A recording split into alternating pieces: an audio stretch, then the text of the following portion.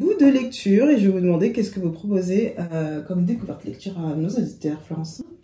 Alors, moi je suis venue avec Passagère du silence de Fabienne Verdier. Fabienne Verdier, c'est une artiste qui, à l'âge de 20 ans, elle est sortie donc des Beaux-Arts de Toulouse. Elle est partie une dizaine d'années en Chine, apprendre notamment la calligraphie chinoise. Et cette expérience en Chine est vraiment incroyable. Moi, ce qui m'a frappée, c'est comment la créativité naît de la discipline. C'est-à-dire que le grand maître de calligraphie, qui est son professeur, mais pendant des mois et des mois, lui fait faire un seul trait. Et c'est jamais le bon trait. Et elle persiste, et voilà. Et un jour, elle arrive à passer au point. Je dis, oula. Ok. Et voilà. Et maintenant, elle fait des œuvres d'art absolument incroyables. Et c'est ce mélange de discipline extrême qui finalement nourrit la créativité. Voilà, ça m'a vraiment frappée. Et ça se lit très bien dans le sens où elle partage aussi son expérience en Chine. Et c'est au moment où la Chine est encore assez fermée aux Occidentaux, donc voilà, c'est vraiment une belle expérience. Génial, ça s'appelle donc Passagère du silence de Fabienne Verdier. C'est intéressant ça pour les impatients, j'imagine. Et pour ceux qui manquent, non mais j'ai réalisé il y a quelques temps que beaucoup de gens manquaient de discipline. Oui, et de persévérance. Exactement. Et voilà, on se dit oh bah tant pis, j'y arrive pas. Oui, voilà. Votre bout de lecture, Philippe, du coup. Alors j'ai oublié de l'amener et résultat je me rappelle plus exactement l'auteur. Le nom du livre s'appelle L'intelligence artificielle n'existe pas.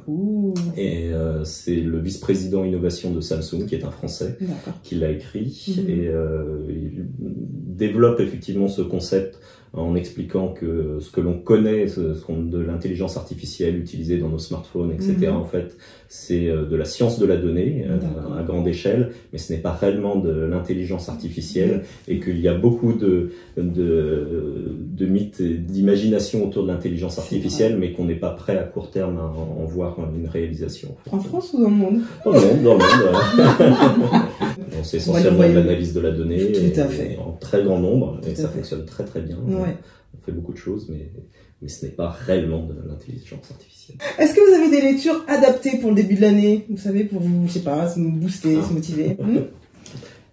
J'ai commencé Essentialisme, qui incite à, comme son titre l'indique, à revenir à l'essentiel, à faire du tri, notamment dans ses engagements. Et ça pourrait être une résolution de bonne année pour moi.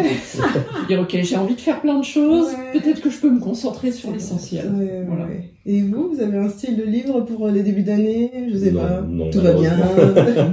Ce genre de choses. Je vais prendre ma santé en main. Non, ce genre de... Non, pas du tout. On a des types en général de livres début d'année. Moi, je lis régulièrement, donc j'ai pas vraiment de style. Je vais vous proposer 3 ouvrages, 3 styles littéraires différents qui vont vous aider à ne pas abandonner le désir, l'envie de lire et de chercher toujours de nouvelles lectures. Donc voilà, on va commencer avec de la science-fiction et les derniers tomes de la série Les Chroniques de Saint-Marie de Jodi Taylor, qui est autour du voyage dans le temps, par un institut de recherche historique. Donc on en avait parlé dans l'émission Bout de lecture cet été, des tomes 1 à 3, le dernier s'appelait Seconde Chance, et celui-ci est sorti en octobre dernier, qui s'appelle donc Une trace dans le temps. C'est toujours autour du voyage dans le temps, bien entendu, mais on sort du contexte. Il y a une lutte du pouvoir avec les informations, encore l'information, dans le temps. Également, le personnage principal son histoire avec sa relation avec son ami est un peu plus précise également, donc c'est plus concentré sur ça, c'est un peu plus roman, on va dire, pour ce livre aussi. Je vais pas vous en dire plus, je vais vous laisser découvrir. C'est un livre qui se déguste, qu'on avale très vite aussi, tellement qu'il est passionnant et excitant, surtout si vous aimez l'histoire également. Et puis, notez, pour les fans, parce qu'il y a des fans pour ce livre, le prochain ouvrage, donc le tome 5, celui-ci le tome 4, sort le 20 février 2020. Donc voilà, édition Hervé Chopin. Ensuite, pour le côté magie, je vous propose le premier volume de The Witcher. Je sais pas si vous avez entendu parler. C'est une série. La tête de Philippe, ça veut dire évidemment. J'ai des enfants. The Witcher, on dit un enfant de 18 ans. Donc voilà, c'est le nouveau Game of Thrones, paraît-il. Je trouve pas, moi en tout cas. Il y a une série sur Netflix qui vient de démarrer, donc le Polonais auteur Andrzej Sapkowicz a écrit ce livre il y a quelques années, qui fut un succès littéraire, un succès hors jeu vidéo et un succès bien sûr en série grâce à son personnage principal qui s'appelle Geralt de Rive, un sorcier chasseur assassin de créatures extraordinaires, interprété par Henry Cavill qui est... Bon, je suis la seule, je crois. Oui. Superman ou Zéné. Zut alors, vraiment vous arrêtez moi avec Henry Cavill. Mais en tout cas, voilà, c'est un succès sur Netflix parce que Netflix le confirme. Apparemment, c'est sa série la plus populaire sur sa plateforme. Édition Big Bang, le dernier vœu, c'est le premier tome de cette série qui, d'autres livres vont sortir prochainement. Donc voilà. Je crains de ne pas être dans la cible. Si vous voulez sortir de vos sentiers battus, moi je vais pas aller après. Ça se lit très rapidement en plus, hein, je peux vous le garantir. On termine avec un livre un peu plus professionnel pour l'année, voilà, pour ceux qui ont des projets aussi cette année. Le livre pour réussir vos logos de Gail Anderson et Steven Ayler. Un livre très intéressant qui présente sur des doubles pages à chaque fois l'identité de 50 sociétés. Vous avez Lego, vous avez Windows, vous avez Issey-Miyake, vous avez Amazon.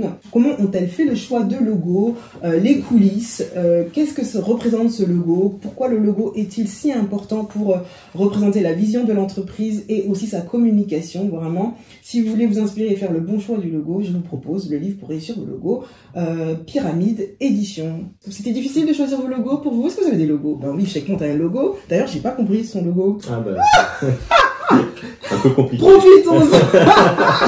Qu'est-ce que ça signifie ce logo? Ça symbolise un ordinateur avec un réseau à l'intérieur, mais si quelqu'un le comprend, c'est déjà pas mal. C'est clair, c'est clair. Je pense qu'ils auraient besoin de cet ouvrage. Et vous, Florence, vous avez un... Je n'en ai pas encore. Mais... Ah, vous y pensez? Oui, bien sûr. Il faut penser du coup à la forme, à la couleur, la taille, etc. Si on, des fois aussi on met juste le logo ou un dessin enfin et le nom, donc toutes ces petites choses auxquelles on ne pense pas, ça veut dire quelque chose et je vous conseille de le lire si vous voulez vous faire une idée. 50 identités graphiques et iconiques pour vous inspirer.